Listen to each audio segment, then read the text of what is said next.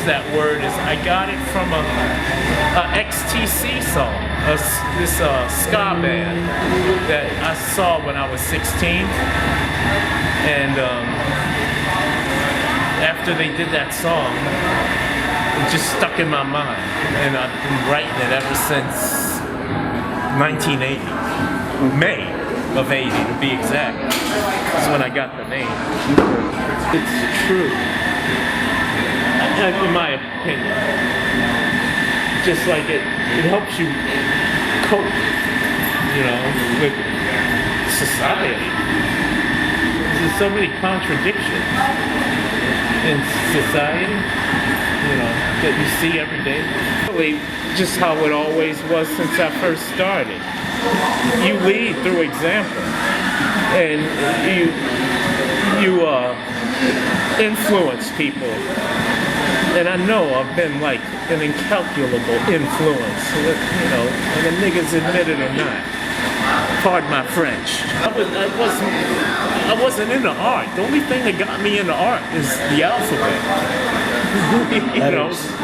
I kind of limited to just that because it was so unique.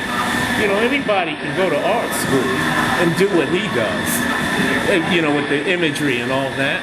But that's not what we're trying to do here, So I just stuck to that. But as the years went on, I realized if you diversify yourself, it would only make those words more appealable if there's imagery alongside it. And I learned that from the elders, from the old writers. Impact is such that all that was done in the 80s and 90s created a situation where this neighborhood is a tourist attraction, and the art has a lot to do with it. And it's not just kids' street art. The Latin murals that preceded that set the foundation for us. I'm well aware of that. There's nowhere in America that would tolerate me having a painting on every street from 13th to 26th. Nowhere. And it's due to the Latin community that was here that respected public art, that, set the bedrock for a knucklehead like me to just go amok. I'm quite,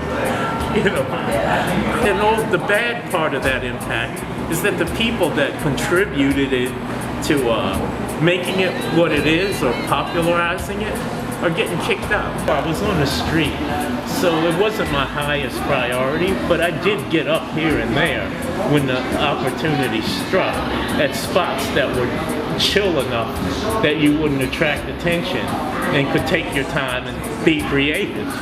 And one of the main places that when I was still on the street is the first place I ever did a piece was Broadway, in that alley next to Mabuhay Gardens, which was the premier punk club.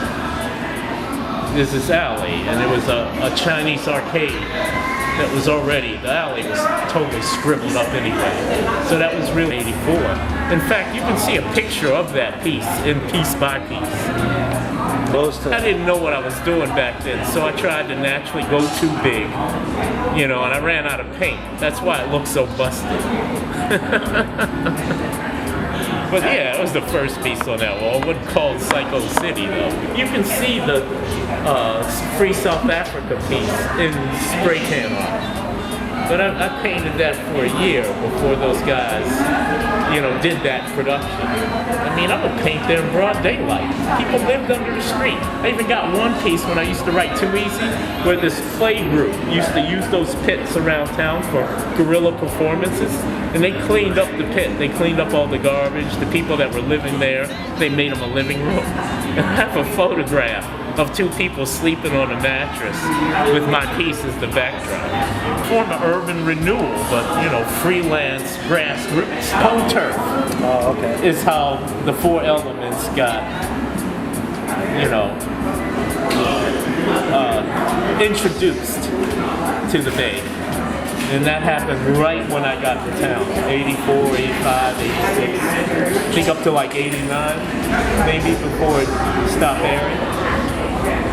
But that's totally how hip-hop got introduced. I mean, I started this when only New Yorkers did it. And it didn't go anywhere. By the time I moved here, then it was becoming like a national trend.